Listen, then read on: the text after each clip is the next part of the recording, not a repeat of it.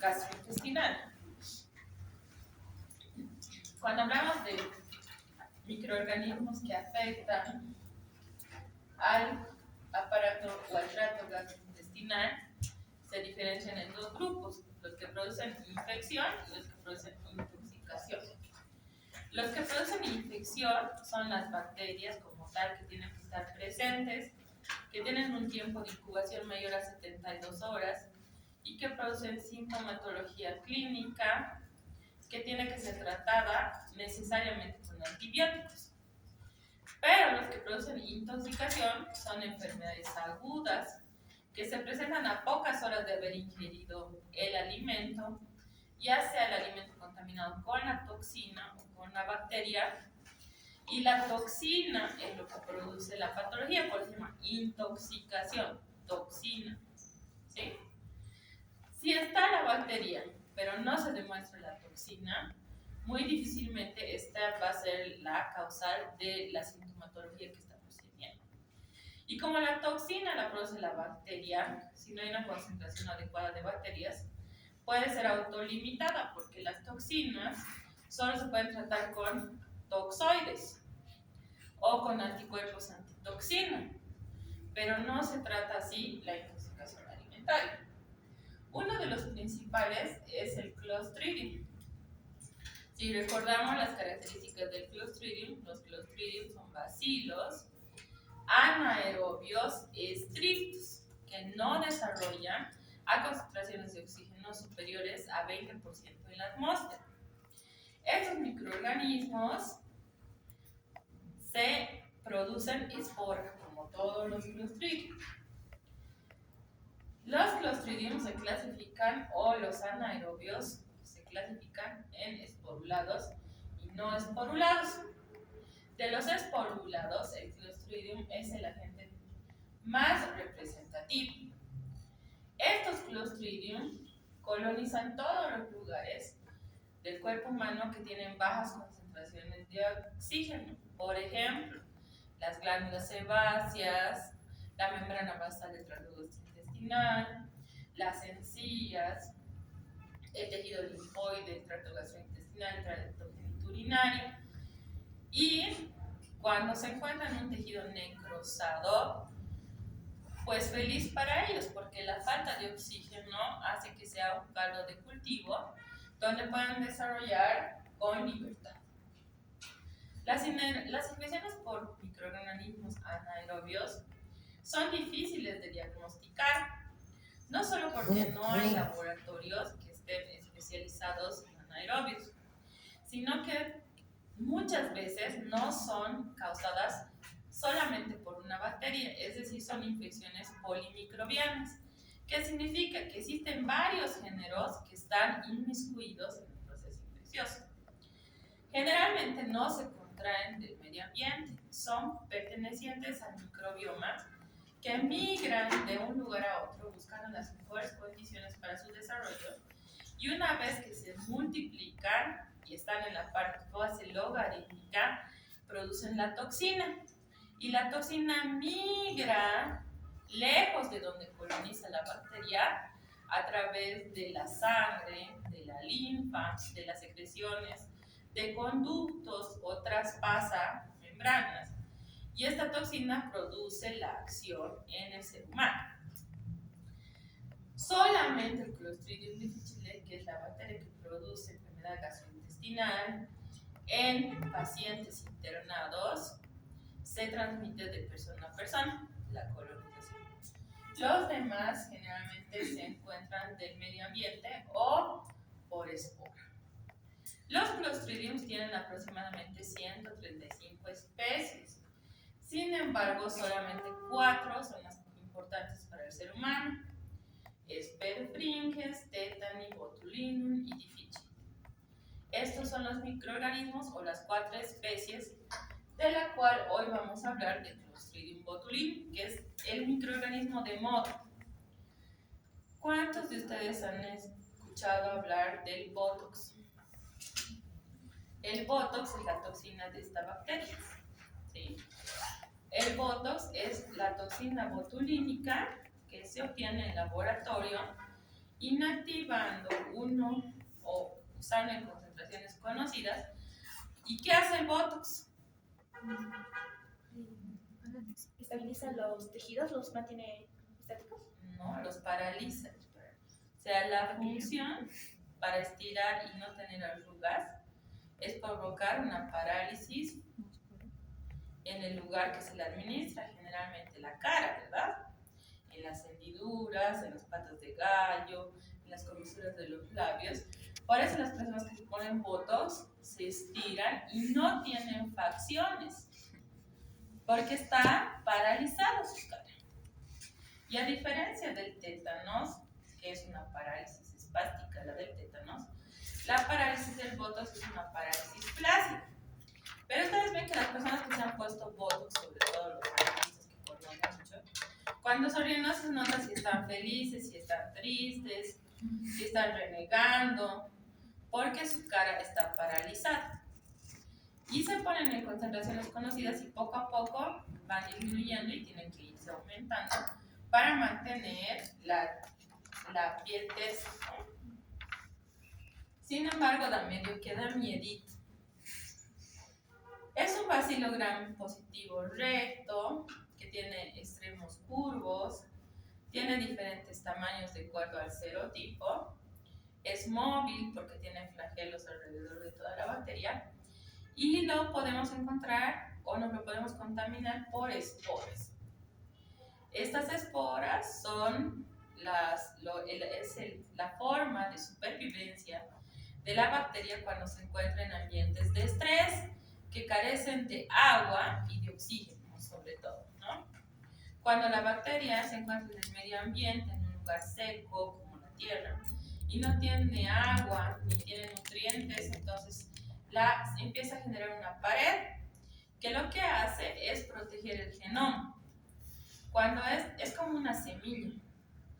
Cuando esta espora se encuentra en condiciones adecuadas de agua, oxígeno y concentraciones, germina y se vuelve una bacteria vegetativa y ahí genera su toxina. Estas esporas son subterminales y deforman al bacilo y no se olviden que es anaerobio estricto. La espora le da la facilidad de resistir a altos cambios de temperatura, o sea, puede vivir en el calor y en el frío, durante varias horas y la forma de eliminarlo es en esterilización a más de 121 grados o óxido de etileno o procesos de esterilización de alto nivel, ¿no? La toxina botulínica es uno de los venenos más potentes y se conoce con el nombre de neurotoxina botulínica. Su dosis para matar a una persona es menos a 1 microgramo. Entonces, ¿cuánto uno se tiene que pinchar para que no nos mate? Poquitísimo, ¿verdad? Muy poco. Esta toxina está secretada por un plásmido que vive en la bacteria y puede dividir al Clostridium botulinum en tipo A, B, C, D, E, F y G, de la A a la. ¿Sí? Muchas veces encontramos la bacteria, pero si no encontramos la toxina, no podemos echarle la culpa al Clostridium botulinum. Entonces, para identificar una infección, siempre tenemos que encontrar la bacteria y la toxina. ¿Sí? Los serotipos A, B, E y F producen botulismo en el hombre. Los serotipos C y D en las aves y en los mamíferos. Y el serotipo G todavía no se sabe dónde produce patología, pero existe. Estos serotipos definidos son gracias al antígeno somático, que es termolábil, y también tiene un antígeno H, que es el antígeno de los flagelos y el de las esporas. Entonces, ¿cómo nos contagiamos? Cuando la espora germina, produce toxina y nos comemos la toxina y la bacteria. O la bacteria que se multiplica tanto que produce la toxina en el cuerpo humano y esta produce la patología. ¿De dónde la tenemos? Del suelo. Es una enfermedad de tipo laboral, personas que trabajan sobre todo los que aran la tierra, en lugares donde hay caza, pesca cerca del mar y agua contaminada con las esporas. Muchas veces este microorganismo se encuentra en los enlatados. Ustedes ven que cuando las latas están deformadas o abombadas, ¿por qué es? ¿Gases? Porque la bacteria ha germinado, el botulismo, y como es cerrado, no hay oxígeno, desarrolla feliz y genera gas. Muy bien. ¿Qué es lo interesante?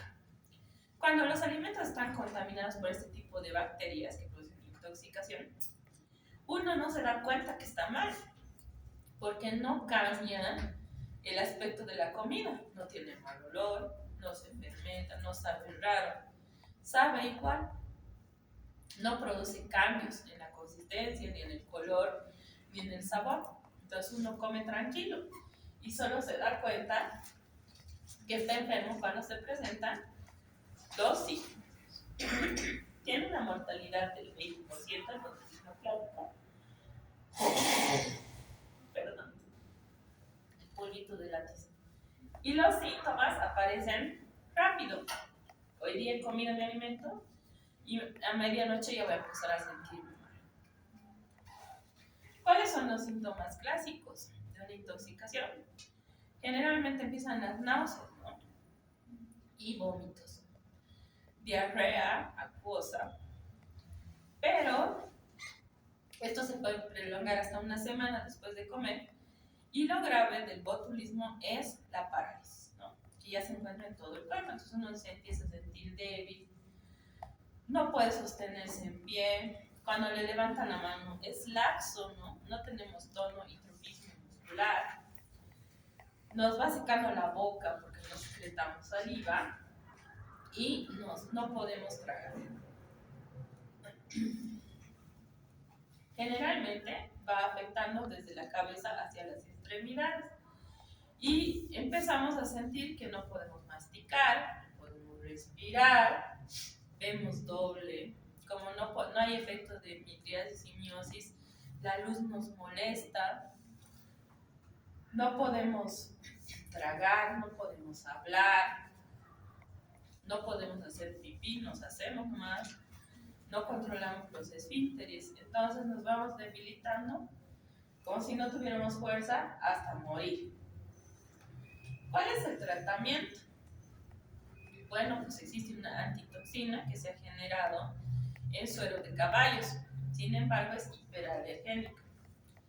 Y tenemos que ver que las demás personas no tengan lo mismo que nosotros, además de internar, controlar, intubar para que el paciente vaya recuperando a medida que va eliminando la toxina.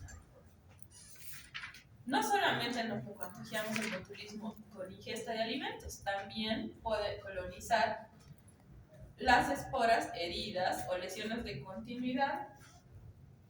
Entonces la espora ingresa al tejido celular subcutáneo, germina y produce botulismo. A esto se le añade que va a existir un foco infeccioso del ingreso, generalmente un absceso, una necrosis, y además el paciente va a tener fiebre. La diferencia está que aquí vamos a poder aislar fácilmente la bacteria, a diferencia de los alimentos, y podemos identificar la toxina en el suelo. Existe también el botulismo infantil, que se da en los niños en países subdesarrollados antes de las 20 semanas de vida. Y esto es por un alimento muy común, la miel y la leche contaminada. Muchas veces cuando las mamás no tienen leche, le dan a sus hijitos leche de vaca recién ordeñada o leche preparada y le endulzan con miel. Pues en la miel se encuentran muchas esporas de Clostridium. Entonces ahí los niños rápidamente se contagian, le produce un paro respiratorio, una muerte. El botulismo relacionado con la ingesta de neurotoxina botulínica o en heridas produce una parálisis flácida. Es decir, somos fofos, no tenemos fuerza.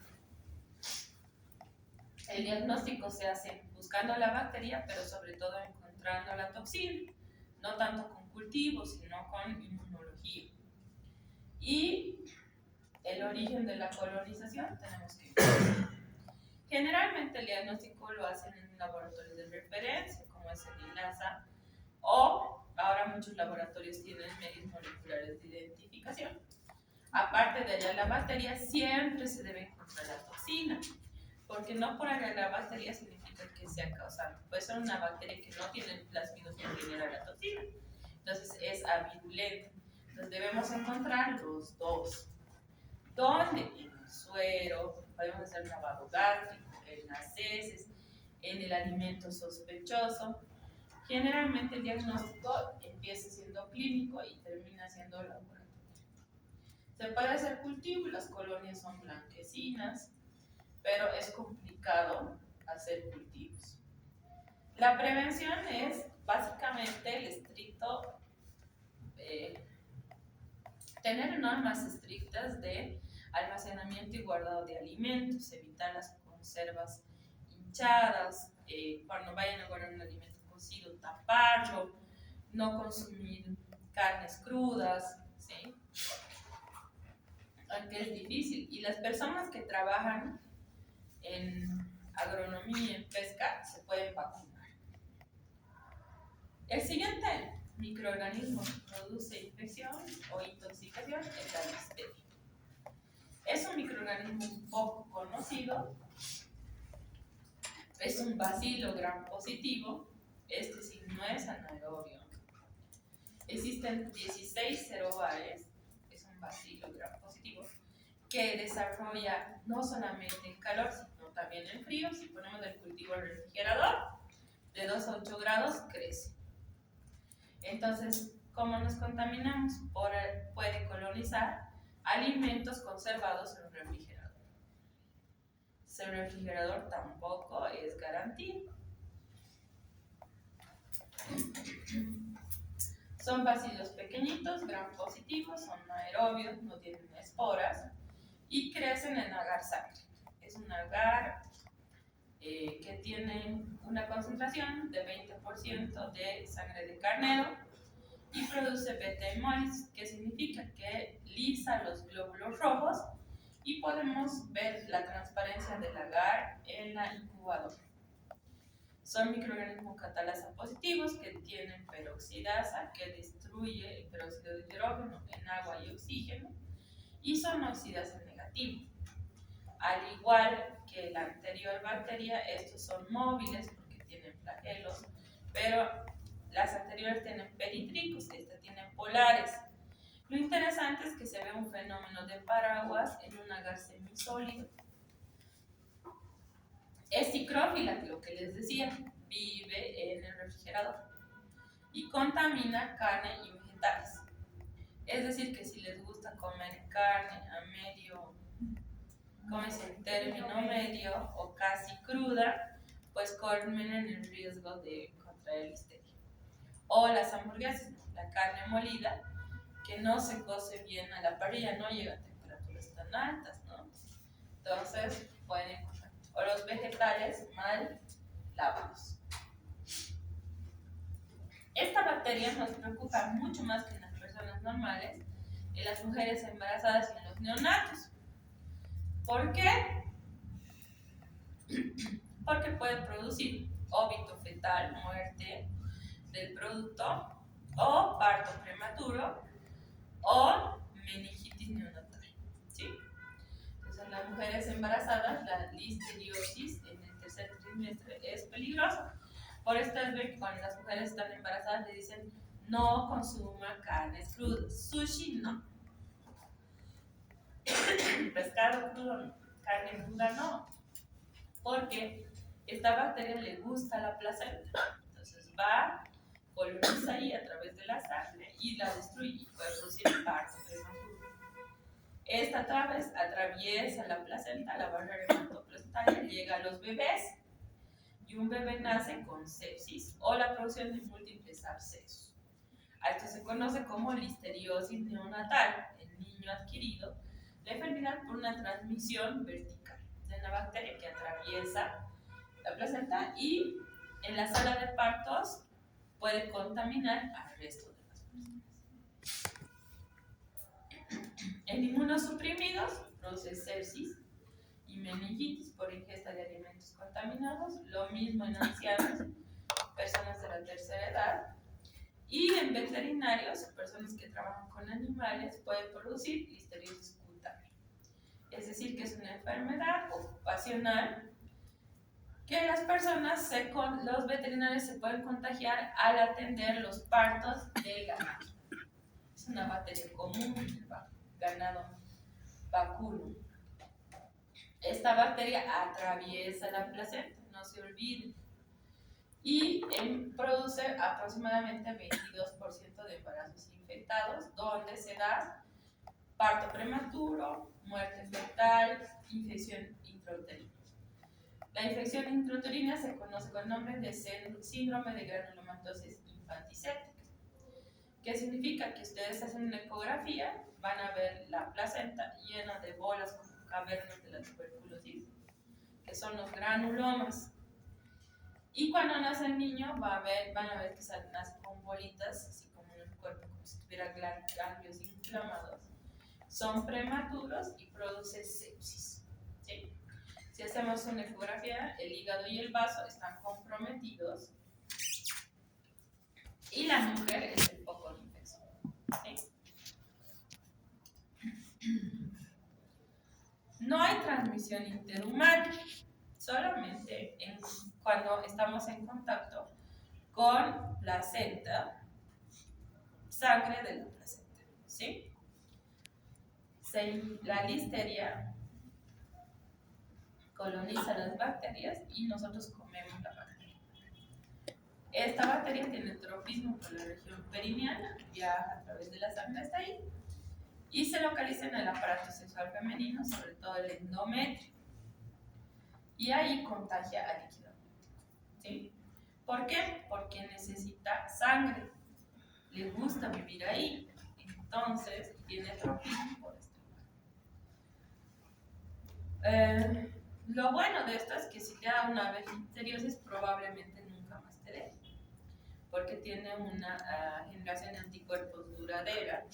Tiene 3 tipos de antígenos, el O, el H y el serotipo de la virulencia, que es un plásmido que conoce con el nombre de M tipo U. Epidemiológicamente se encuentra en todas partes del mundo, hay en Bolivia. La bacteria coloniza al hombre y los animales y por eso existe mucho cuidado si ustedes viajan por tierra al Perú, Argentina, al Brasil, van a ver los carteles, ¿no ven? País libre de listeriosis y brucelosis. ¿Por qué vacunan a su ganado? El ganado se vacuna contra la listeria y las personas solamente las que trabajan. Normalmente viven en el suelo, en materia en descomposición, y el hombre es portador en un 5%. Es decir, que nosotros podemos tener listeria, pero no lo sabemos. Generalmente contamina la leche pasteurizada, chocolatada, la crema de leche, los patés, el repollo, la lechuga, la alfalfa. Le encanta el arroz, el queso crema, los salames, las salchichas. Así que siempre que tengan estos alimentos en su casa, guarden en un bote cerrado. Más si tienen jardín y si viven cerca de lugares donde los animales defecan, ¿sí? O tienen a sus crías. Ingresa a través de la comida por vía oral y solamente necesitamos 1.000 millones de bacterias para infectarnos. ¿Cuánto es 1.000 millones de bacterias? Debe ser 1 gramo. Menos. Es poquito.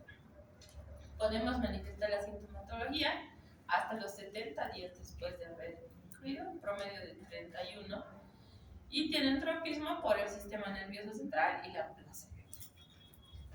Esta bacteria ingresa dentro de las células, es intracelular, le gusta vivir en el citoplasma, y en el citoplasma genera una toxina que se conoce con nombre como listeriolizina O.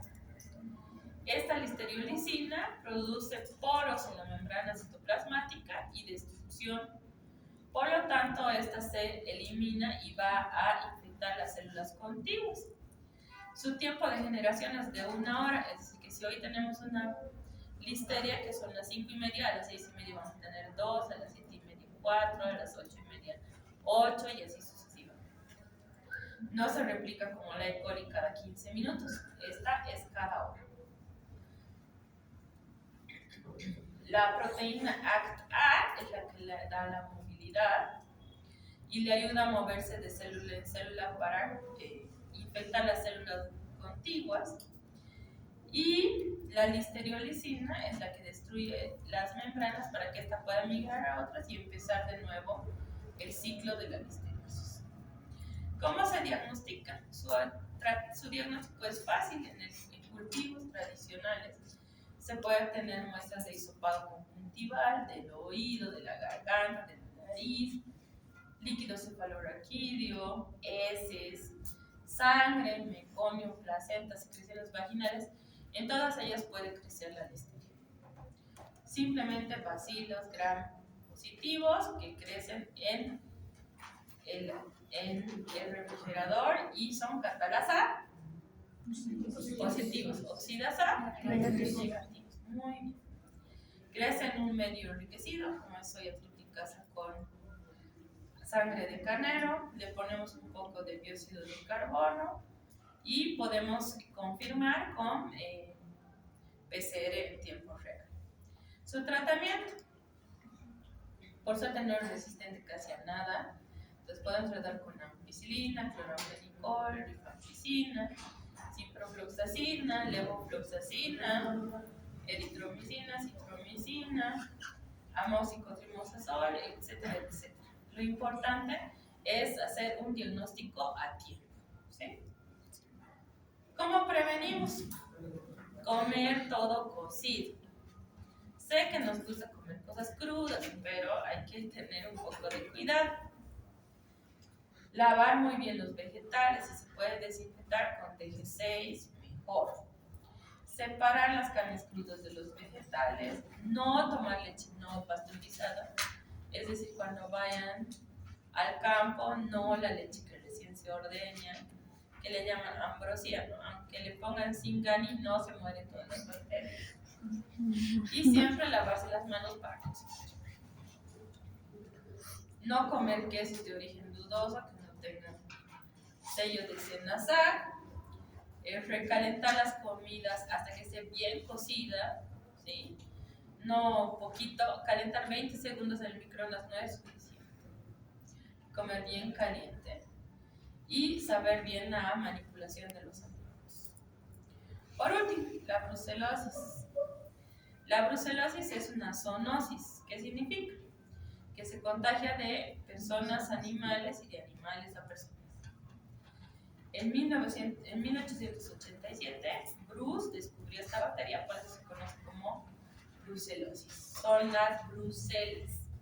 Y nos las contaminamos o contagiamos de animales. Estas brucelas ya no son bacilos, son cocobacilos. ¿Qué significa? Que tienen forma de coco y de bacilo. Son gram negativos, pequeñitos, no encapsulados y no esporulados. Muchos requieren una concentración de dióxido de carbono elevada. Son catalasa positivas, oxidasa y ureasa también. Y pueden producir ácido sulfúrico. Se contagian del ganado porcino, del ganado vacuno y de las cabritas. Entonces, todos los productos que se comen de estos animales pueden contener brucela. ¿Cómo se previene? Todos los animales deben estar vacunados contra la brucela. Entonces, evitar consumir alimentos de lugares no certificados. Lo que hemos hecho 53 días nos ha llevado a hartos riesgos. No sabíamos de dónde venía la carne de vaca, ni de cerdo, ni de nada. Porque de granjas no llega. Entonces, existen diferentes géneros y especies de brucela. La más importante es la brucela abortus, la que más infecta al hombre. y la melitiensis.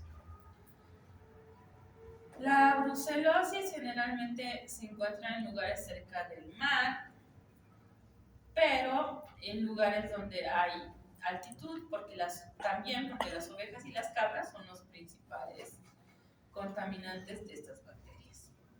A lo largo de los años ha ido disminuyendo gracias a la evolución y a la vacunación del ganado vacuno, ovino y de las cabras. ¿Cómo se transmite? Es el contacto directo con los animales y sus excreciones, sobre todo orina, heces fecales y la piel. No solamente nos podemos contagiar brucelas por comer la carne, sino también cuando hacemos la lana. Las personas que están acostumbradas a hacer la lana en el campo con sus recas pueden estar expuestas a tener brucelosis. Podemos inhalar en los aerosoles que se encuentran en estos productos y no solamente es comiendo, también inhalando. Vía de transmisión más importante, comer leche, quesos, yogur, kefir y todos sus derivados no pasteurizados. Un riesgo altísimo. Muchas veces el contagio entre hombres se da por vía sexual, pero principalmente es la ingesta o la aspiración de brucelosis. Estos microorganismos son intracelulares, igual que la listeria, y lo que hacen es producir la destrucción de las células. Entonces, ¿qué significa? Que son citolíticos, ¿sí? Pueden sobrevivir dentro de los macrófagos y también de los monocitos. Y de ahí migrar en la sangre a cualquier parte del organismo humano. Sus células preferidas son las células de Langerhans, donde producen en la piel, cerca de la epidermis, granulomas o bolas, ¿sí? Como los granulomas de la tuberculosis, muy parecidos, pero en la piel. Y su patología depende de la especie. Por ejemplo, la Brucella melitiensis produce brucelosis crónica. La Brucella suis generalmente es localizada y produce necrosis y supuración de donde infecta. La Brucella abortus es menos invasiva, pero más virulenta y puede producir, como su nombre dice, abortus, aborto en el ganado. ¿Sí? En las personas también. Tiene diferentes tipos de presentaciones clínicas. No tiene una presentación clínica que diga, esto es brucela, pero tiene un periodo de incubación de aproximadamente 20 días. A veces es asintomática, puede ser crónica, puede ser recurrente, no es como la listeria que puede dar una vez y listo. Esta puede dar varias veces y se resuelve en varios meses. No es una enfermedad muy fácil de curar. Generalmente presenta fiebre, ¿sí? Al 90% de las personas, escalofríos, sudoración, dolor de las articulaciones, tos, expectoración, estreñimiento, diarrea, temblor, malestar general, hepatomegalia, esplenomegalia. Pero como es una intoxicación, generalmente las infecciones, los síntomas gastrointestinales son los que nos van a preocupar. Esto viene acompañado de dolor muscular y articular, pero lo que más nos interesa es que un 5 a 10% produce orquiepididimitis. En los varones produce inflamación de los testículos y si las mujeres están embarazadas va al endometrio. Produce brucelosis endometrial y puede producir abortos. Aquí, por ejemplo, vemos el hígado y vemos una mancha, ¿no? Este es un granuloma producido por la brucela, ¿sí? Que destruye el parénquima hepático. En los varones produce orquitis, inflamación de los testículos y las articulaciones que incrementan su tamaño, color, tumor, rubor y dolor, que es un síndrome inflamatorio clásico. También podemos encontrar osteomielitis, aquí ven la columna, una porción de la vértebra totalmente destruida con un foco supurativo. ¿Cómo se diagnostica? Cultivo en medios como el agar sangre o cualquier medio enriquecido suplemental. Generalmente necesita almidón, entonces se usan medios específicos.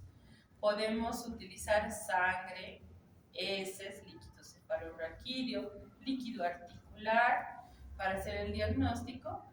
Y lo más importante es identificar por pruebas inmunológicas porque es más rápido.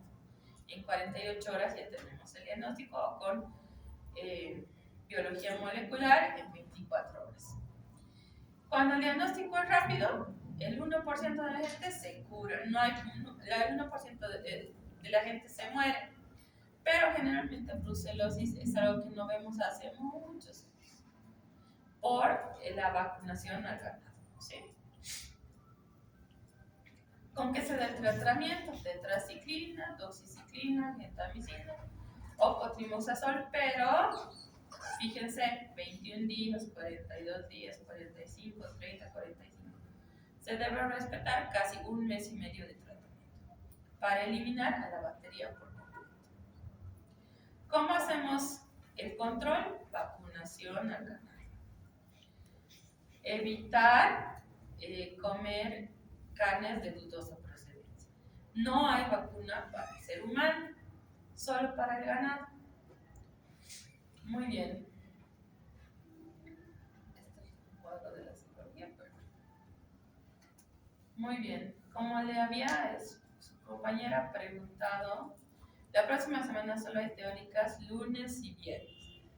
La siguiente van a recuperar el día lunes la clase que debe el doctor Trigoso, el día miércoles el doctor Esteves y el día viernes el doctor Luno. Con eso terminamos. El parcial es el día miércoles 29 a horas 18. Muy bien. La próxima semana no hay prácticas. Aténganse a los docentes docentes.